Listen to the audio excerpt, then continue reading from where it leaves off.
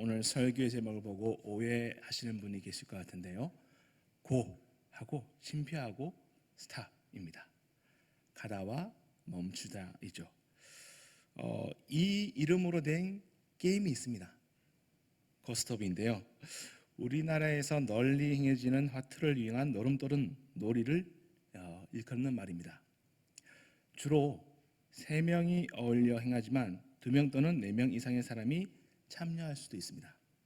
보통 3점 이상이 먼저 나는 사람이 이기게 되는 게임이죠. 고스톱은요, 수학적으로 상대방이 피 한 장만 가졌을 경우 13만 3,120점까지 낼 수 있는 게임입니다. 점 10원을 쳤다고 하면 한 판에 133만 1,200원을 딸 수 있는 게임이란 것이죠.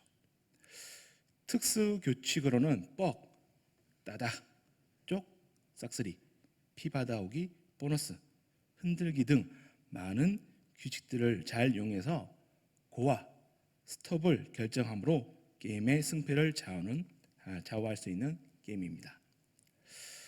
왕중의 성도님들은 이런 어려운 게임의 룰을 잘 모르시겠지만 고스톱을 하다가 보면 고를 해야 할지 스톱을 해야 할지 고민되는 상황이 있습니다. 특히나 고를 연속으로 하게 되면 받게 되는 점수가 가진 점수의 배수로 불어나기에 판에 놓여있는 화투표를 잘 보고 결정을 해야 합니다.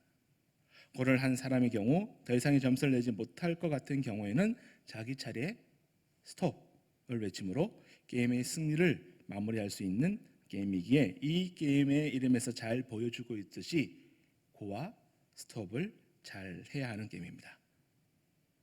이 이야기를 듣고 가슴이 떨리신다면 도박 중독입니다. 도박 치료를 꼭 받으시기 바랍니다.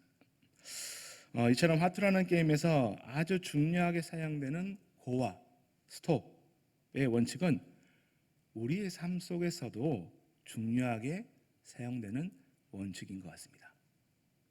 벌써 2021년 11월 셋째 주를 맞이하게 되었습니다. 오늘은 교회력으로 보게 되면 대림절 전주이자 2021년 마지막 주가 됩니다.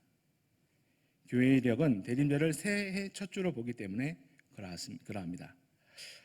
이런 상황에서 올 한 해를 되돌아본다면 어떠한 고와 스톱의 선택을 하면서 살아왔는지 우리의 삶을 한번 되돌아볼 수 있는 시간이 되었으면 좋겠습니다. 바라건대 언제나 하나님의 명령에 따라 가고 멈추는 삶을 살아가시는 왕중의 성도님들 다 되시기를 간절히 소망합니다. 여호와 하나님께서는요, 아브라함과의 맺으셨던 약속을 기억하시고 애굽에서 종으로 살아가던 이스라엘 백성들을 모세를 통해 출애굽시켜 주십니다. 그리고 하나님이 약속해 주신 가나안 땅으로 그들을 인도해 가십니다. 그 과정에서 하나님께서는 이스라엘을 홀로 두지 않으시고 그들과 함께 동행하여 주십니다. 그 방법이 바로 성막이었습니다. 이처럼 성막은요, 하나님께서 직접 이스라엘 백성들에게 찾아와 만나 주시는 장소로서 하나님께 제사를 드렸던 장소였습니다. 율법이 이스라엘의 백성들이 신앙과 삶의 기준을 제시하는 것이었다면 성막은 하나님을 만나고 예배드리는 처소였다는 것이죠.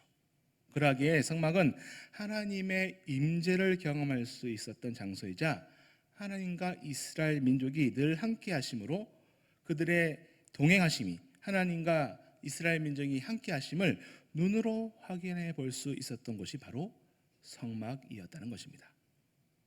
이처럼 성막은 하나님께서 이스라엘과 함께 만나 주시는 장소이자 이 땅에 오실 예수님을 상징해 주시는 모형으로 우리에게 먼저 보여주시고 계시다는 것입니다.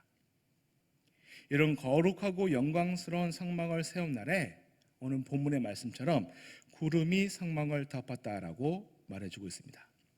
이 구름은 출애굽기 40장 34절 이하에 나오는 말씀처럼 구름이 회막에 덮이고 여호와의 영광이 성막에 충만하며 모세가 회막에 들어갈 수 없으니 이는 구름이 회막 위에 덮이고 여호와의 영광이 성막에 충만함이었으며 라고 말씀해 주신 장면에 나타났던 구름의 의미입니다.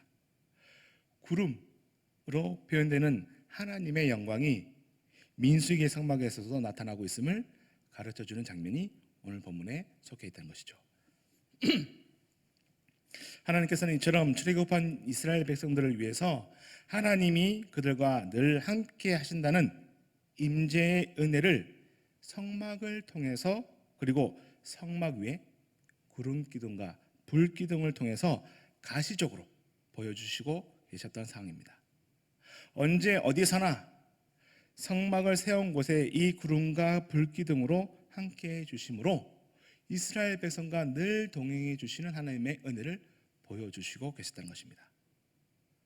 낮에는 구름 기둥으로, 밤에는 불 기둥으로 하나님께서 이스라엘의 진영 한가운데 있는 성막 위에 함께 하심으로 누구나 고개를 돌려 성막을 바라볼 때에 하나님께서 성막 위에 임재하시는 구름과 불 기둥을 눈으로 확인할 수 있었고, 어떠한 상황 속에서도 언제나 이스라엘 백성을 지키고 인도하시는 분이 하나님 되심을 분명히 보여주셨다는 것입니다. 상상해 보십시오. 뜨거운 태양 아래 구름이 우리에게 시원한 그늘을 만들어주고, 밤에는 차가운 공기 중에 불로 따뜻하게 해주고, 어두움을 빛으로 환히 밝혀주심으로 우리와 항상 늘 동행하여 주신다면 어떠할까요? 이처럼 이스라엘 백성이라면 누구나 어렵고 힘든 상황 속에서 고개를 들어 성막이 있는 곳을 바라보았을 때 낮에는 구름, 밤에는 불로 함께 해주시는 하나님을 볼 수 있다면 얼마나 그들의 삶이 든든하고 안전했을까요? 이처럼 하루하루를 살아가는 우리의 삶에도 눈으로 확인할 수 있는 하나님의 인도하심과 동행하심의 은혜가 있다면 우리 또한 얼마나 든든하고 감사하게 살아갈 수 있을까요? 이 든든하고 감사한 은혜를 이스라엘 백성들은 광야 40년 동안이나 누리며 살아왔다는 것을 우리는 먼저 깨달아야 할 줄로 믿습니다. 사실 광야는요, 사람이 살 수 없는 곳입니다. 민수기라는 책 이름은 원래 광야에서라는 뜻을 가졌던 히브리어 베미드바르라는 이름을 사용하였다고 합니다. 광야에서라는 책이란 거죠.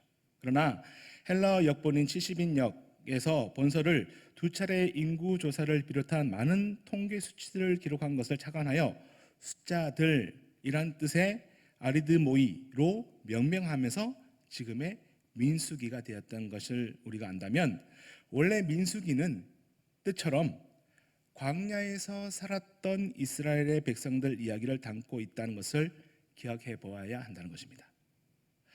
광야에서라는 책 제목에서도 말해주고 있듯이 사람이 살아갈 수 없는 광야에서 살아남을 수 있었던 하나님의 은혜를 기록한 책이 바로 민수기라는 것이죠. 그러니 민수기는 책 제목만 바라봐도 하나님이 함께 하셨구나를 깨달을 수 있는 책이라는 것입니다. 애굽에서 노예로 살던 이스라엘 백성들을 홍해가 갈라지는 기적을 통해 이집트를 탈출하게 하십니다. 하지만 얼마 되지 않아 하나님과 지주자인 모세를 원망하는 일이 벌어지게 되죠. 홍해가 갈라지는 기적을 체험했지만 광야 생활이 결코 만만치 않음을 보여주는 장면이 됩니다.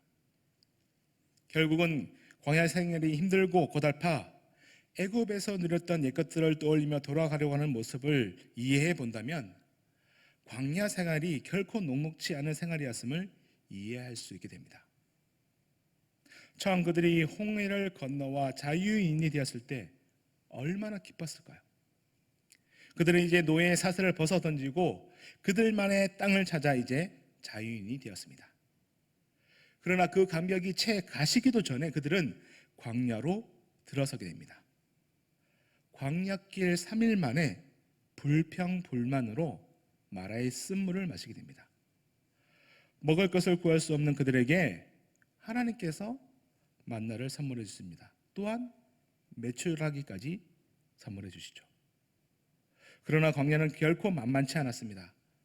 아무것도 없는 황량한 벌판, 나무도 그늘도 없는 곳입니다. 가장 중요한 물을 마음대로 구할 수도 없는 상황입니다. 이러한 어려운 상황이기에 하나님의 은혜가 아니면 살아갈 수 없는 것이 바로 광야이라는 것이죠. 이처럼 출애굽한 이스라엘 백성들을 광야로 이끄신 하나님의 숨은 뜻은 광야와 같은 인생을 살아가야 하는 이스라엘 백성들에게 사람의 지혜나 물질의 풍성함이 아니라 오로지 하나님의 은혜로 살아가야 함을 가르쳐 주심으로 하나님의 백성들로 성장시키기 위한 하나님의 신앙 훈련이었다는 것을 우리는 깨달을 수 있어야 한다는 것입니다. 이 훈련을 통해서도 가나안에서도 온전히 하나님만으로 살아가게 하시기 위한 하나님의 계획이 숨어 있음을 우리는 알 수 있습니다. 이스라엘 백성들이 누구입니까? 애굽에서 400년 넘게 종으로 살았던 사람들입니다. 종살이를 오래 하다가 되면은 종의 근성이 몸에 배기게 됩니다. 그런 근성을 지닌 채로 가나안 땅으로 들어가게 되면 가나안 땅에서도 세상의 종으로, 물질의 종으로, 또 자신을 주인 삼는 교만의 종으로 살아가게 될 것이기에 하나님께서는 하나님의 백성으로서의 정체성을 가질 수 있도록 훈련시키는 장소로 광야를 준비해 주셨던 것입니다. 초등학교 1학년이 학교에 가면 무엇을 가장 먼저 배우는지 아십니까? 앉는 연습입니다. 시간에 맞춰 앉는 연습입니다. 정해진 책상에 정해진 수업 시간을 앉아있는 연습부터 시작합니다. 그리고 쉬는 시간이 되면은 화장실을 다녀오는 연습을 하죠. 공부를 하기 전에 먼저 선생님의 말씀대로 행동하는 규칙을 따르는 연습을 하는 것입니다. 군대도 마찬가지입니다. 흔히 말하는 제식 훈련을 통해 복종하는 연습을 합니다.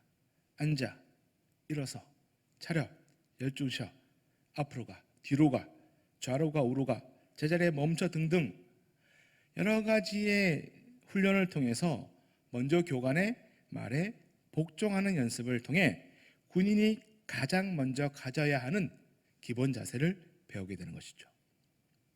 마찬가지입니다. 오늘 본문이 등장하는 민수기 9장에서는 출애굽한 이스라엘 백성들을 어디에 머물고 또 언제 떠나야 하는지를 가르쳐 주시는 장면이 등장하고 있는 것입니다.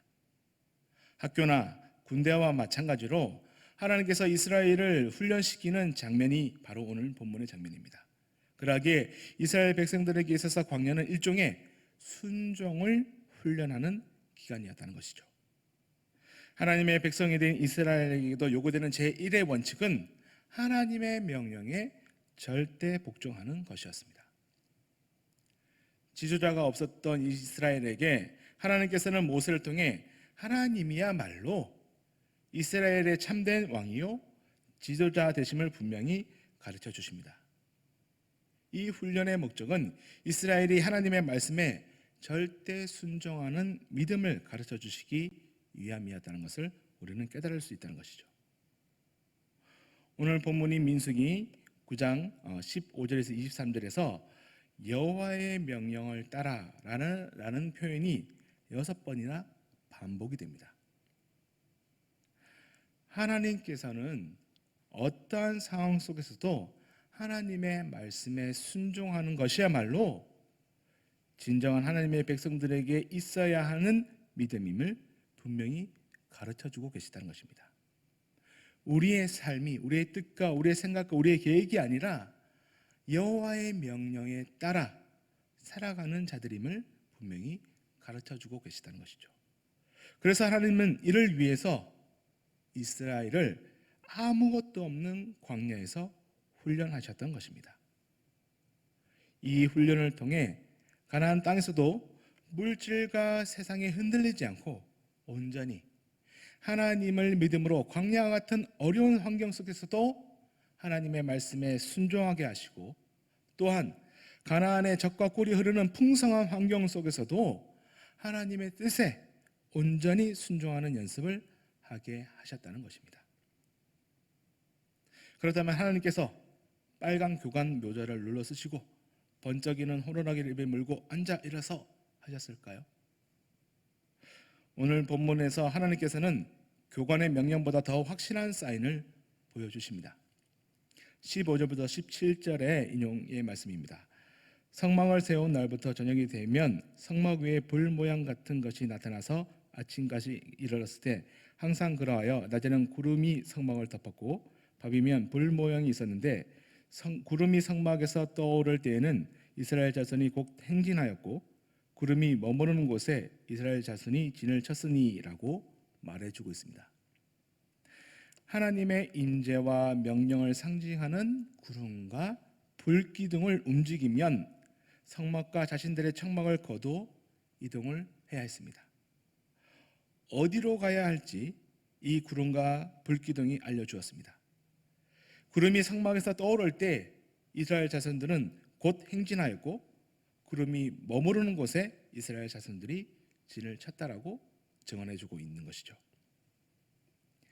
이동한 곳이 아무리 살기 편하고 안전한 장소라도 해도 구름 기둥이 움직이면 그들은 다시 짐을 싸서 함께 움직였습니다. 도착해서 성막과 천막을 친 지 하루밖에 안 되었더라도 구름 기둥이 다시 떠오르면 그들은 다시 떠날 준비를 하였다는 것이죠. 도착한 곳이 마음에 안 들어도 구름 기둥이 이동하지 않으면 몇 년이라도 며칠이라도 함께 머물러 있어야 했던 상황이었습니다. 이처럼 하나님께서는 성막 위에 낮에는 구름 기둥으로 밤에는 불 기둥을 두심으로 광야에서 하나님의 뜻에 순종하며 살아가게 하시는 훈련을 통해 내 생각과 내 판단을 따라 살지 않고 언제나 늘 하나님께 순종하며 살아가도록 훈련하셨다는 것입니다.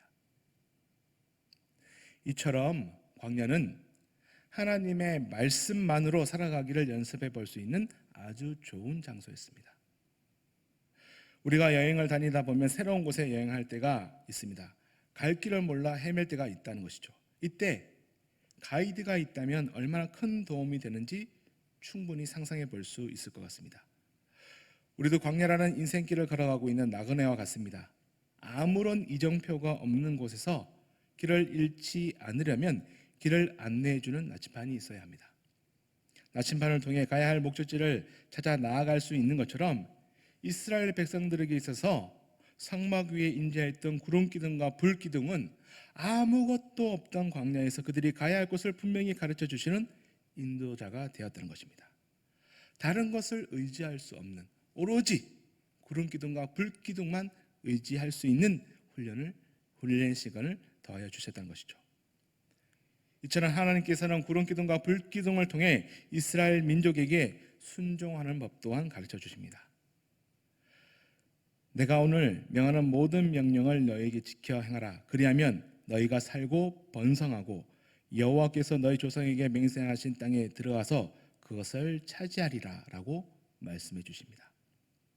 하나님께서 주시는 시험은 순종을 통해 준비된 은혜와 복을 누리기 위해 주시는 시험이라는 것을 가르쳐 주시고 있는 것이죠. 너를 시험하사 마침내 내게 복을 주려 하심이었느니라. 아멘. 하나님이 순종을 요구하시는 것은 복을 주기 위함임을 분명히 가르쳐 주십니다.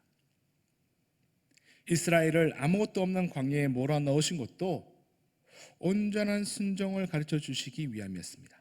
이러한 온전한 순종을 훈련시키게 하기 위해서 하나님의 말씀만으로 광야를 통과하게 하셨다는 것이죠. 그리고 그 시험을 통과한 자들에게 가나안을 선물로 허락해 주십니다.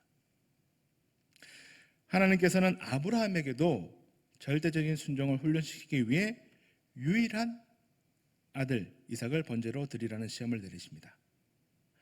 이삭은 아브라함이 100세에 얻게 된 하나뿐인 아들이었습니다. 예전에 아브라함이었더라면 하나님을 피해 도망하였거나 다른 핑계를 대며 순종하지 않았을 것입니다. 그러나 아브라함은 이삭을 어떻게 얻게 되었는지 분명하게 기억하고 있었습니다. 기억하십시오. 내 마음이 어떠한지 그 명령을 지키는지 지키지 않는지 알려 하심이라 라고 하나님께서는 우리를 시험하고 우리의 순종을 바라보신다는 것이죠. 우리가 있을 때에도 하나님께 순종하는 믿음으로, 또한 없을 때에도 하나님께 순종하는 믿음으로 살아가시기를 간절히 소망합니다. 광야 같은 상황 속에서도 온전히 하나님만 바라볼 수 없는 그 상황 속에서 하나님을 바라보는 것, 하지만 많은 것, 풍성할 때, 좋았을 때에도 하나님만을 바라보는 온전한 순종의 믿음이 우리에게 필요할 줄로 믿습니다. 또한 광야는요, 우리에게 겸손을 가르쳐 주시는 하나님의 훈련이 됩니다. 광야는 인간의 힘으로 할 수 있는 것이 아무도 없습니다. 음식도 물도 쉴 곳도 그 어느 것 하나도 스스로 해결할 수 없는 곳이 바로 광야이기 때문입니다. 그래서 교만하지 않도록 훈련되어지는 장소가 바로 광야입니다. 기억하십시오. 내 삶에 아무것도 주어지지 않았을 때 하나님은 우리에게 겸손을 훈련시키고 계심을 꼭 기억하시기 바랍니다. 이스라엘 백성은요, 출애굽한 지 3일 만에 물을 구할 수 없게 됩니다. 그때에도 하나님이 물을 주시죠. 자신의 힘과 능력으로 해결할 수 없음을 깨닫게 하신다는 것입니다. 만나와 메추라기는 40년 동안 하나님께서 직접 공급해 주십니다. 심지도 않고 거두지도 않고 노력하지도 않았음에도 먹고 마시는 것에 불편함이 없었다는 것입니다. 하나님의 도움이 아니고서는 광야를 지나가는 것이 불가능하다는 것을 분명히 가르쳐 주심으로 겸손케 하시는 하나님의 뜻이 숨어 있다는 것이죠. 하나님께서는 우리의 불신앙과 불순종의 삶을 경건한 삶으로, 또 순종과 감사가 넘치는 삶으로 바꾸시기 위해 훈련하시는 분이십니다. 교만을 겸손으로 바꾸시기 위해, 또 낮추시기 위해 우리에게 광야의 생활을 허락해 주신다는 것이죠. 내 하나님 여호와께서 이 40년 동안에 너로 광야의 길을 걷게 하신 것을 기억하라. 이는 너를 낮추시며 라고 이야기하십니다. 또한 내 열조도 알지 못하던 만나를 광야에서 내게 먹이셨나니 이는 다 너를 낮추시며 라고 우리에게 말씀해 주십니다. 교만은요, 하나님을 잊어버리게 합니다. 하지만 겸손은 모든 것이 하나님의 은혜인 줄 알게 하고, 또 언제나 하나님을 잊지 않게 하고 하나님께만 영광 돌리며 살아가게 하는 우리에게 가르쳐 주시는 하나님의 은혜인 줄로 믿습니다. 내 하나님 여호와를 기억하라. 그가 내게 재물을 얻을 능력을 주셨음이라 라고 말씀하시는 것처럼, 우리가 겸손으로 하나님의 은혜를 받아 누리며 살아갈 때에 더욱더 풍성케 하시는 하나님의 은혜를 만날 줄로 믿습니다. 이처럼 하나님께서는 아무것도 없는 광야에서 살아가게 하심으로 모든 것들이 다 하나님께로부터 왔음을 깨닫게 해 주십니다. 또 마지막으로 광야는요, 하나님만을 의지하며 살아가게 하는 훈련장이 됩니다. 말씀드렸다시피 광야는 아무것도 없습니다. 광야는 농사를 지을 수도 없고 목축할 수도 없는 의식주조차 내 힘으로 해결할 수 없는 것이 바로 광야인 것이죠. 그런데도 하나님께서는 하루 이틀도 아니고 40년 동안이나 광야에서 살아가게 하십니다. 그동안 하나님께서 이스라엘 백성들을 먹이시고 입히셨습니다. 하나님은 40년 동안 그들의 의복이 헤어지지 않게 하시고 그들의 발이 부르트지 않게 해 주셨습니다. 이처럼 하나님께서는 이스라엘 백성들로 하여금 전적으로 하나님만을 의지하게 만드시기 위해 그들을 광야로 인도하셨다는 것입니다. 신명기의 말씀입니다. 너를 낮추시며 너로 줄이게 하시며 또 너로 알지 못하며 내 열조도 알지 못하던 만나를 내게 먹으신 것은 사람이 떡으로만 사는 것이 아니요 여호와의 입에서 나오는 모든 말씀으로 사는 줄로 너로 알게 하려 하심이니라. 아멘. 사람이 떡으로만 살겠다고 생각하는 것은 자기 힘만을 의지하는 것입니다. 그러나 하나님의 입에서 나오는 말씀으로 사는 존재임을 아는 사람은 자신을 의지하지 않고 전적으로 하나님만을 의지하고 하나님의 은혜로 살아가는 인생을 고백하며 살아가는 인생이라는 것입니다.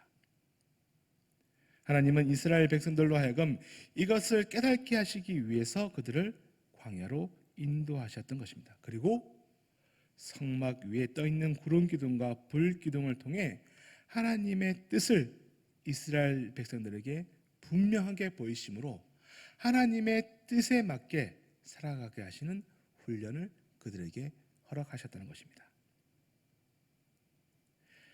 인생의 광야에서 우리가 해야 할 일이 무엇일까요? 하나님과 함께 행진하는 것인 줄로 믿습니다. 오늘 본문과 연결되어 있는 15절에서부터 23절에서 행진이라는 단어가 9번이나 나옵니다. 나는 갈 곳을 알지 못하지만 하나님의 임재가 드러나는 구름기둥과 불기둥이 움직일 때 믿음을 가지고 함께 행진함으로 가나안 땅을 만나게 된 이스라엘 백성들처럼 인생의 광야를 통과하기 위해서 하나님의 구름기둥과 불기둥을 내 마음속에 모시고 하나님이 움직이라고 하실 때 행진할 수 있는 것, 하나님이 멈추라 하실 때 멈출 수 있는 믿음의 사람이 되시기를 간절히 소망합니다.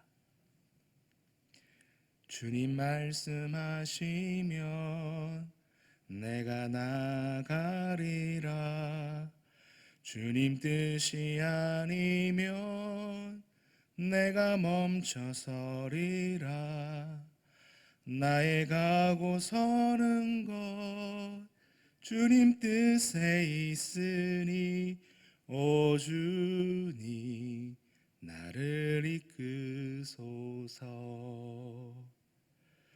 우리 삶의 믿음의 고백, 나를 이끄시는 하나님의 은혜로 살아갈 수 있는 우리 모두가 되길 간절히 소망합니다. 2021년 우리를 여기까지 인도하신 것도 하나님이 함께 해주셨던 구름과 불기둥의 은혜인 줄로 믿습니다. 2022년 아직 가보지 못한 갈 길을 알 수 없는 광야 같은 인생길에서도 하나님께서 먼저 구름기둥과 불기둥으로 선행해 주심으로 우리의 갈 길을 인도해 주실 줄로 믿습니다. 이 믿음처럼 하나님의 말씀에 순종하는 믿음으로 살아갈 때 이미 예배해 두신 은혜를 누리며 살아가시는 가나안의 백성들이 다 되시기를 간절히 축복합니다. 기도하겠습니다. 하나님, 이스라엘 백성들을 광야에서 인도하셨던 구름기둥과 불기둥의 은혜를 바라봅니다. 주님, 우리가 먼저 하나님을 우리의 마음에 모실 수 있는 믿음을 허락하여 주시옵소서. 우리 마음에 임재하심으로 우리의 갈 길을 밝히 보이시는 하나님의 뜻에 순종하는 믿음으로 살아가기를 소망하오니 오늘까지 우리를 살게 하셨던 하나님의 은혜를 기억하게 하시고 앞으로 우리의 길을 밝히 보여주실 하나님의 은혜를 믿음으로 말미암아 당당하게 행진하며 나아갈 수 있는 우리 믿음의 성도들 되게 인도하여 주시옵소서. 우리 마음에 찾아와 말씀해 주시는 하나님의 말씀에 순종함으로 온전히 하나님의 뜻대로 행하는 삶을 살아가기를 소망합니다. 언제나 우리를 붙들어 주시고 광야 같은 인생길에서도 가나안으로 인도해 주시는 하나님의 은혜를 맛보며 살아갈 수 있는 우리 모두가 되게 역사하여 주시옵소서. 우리의 인도자가 되어 주시는 예수 그리스도의 이름으로 기도하옵나이다.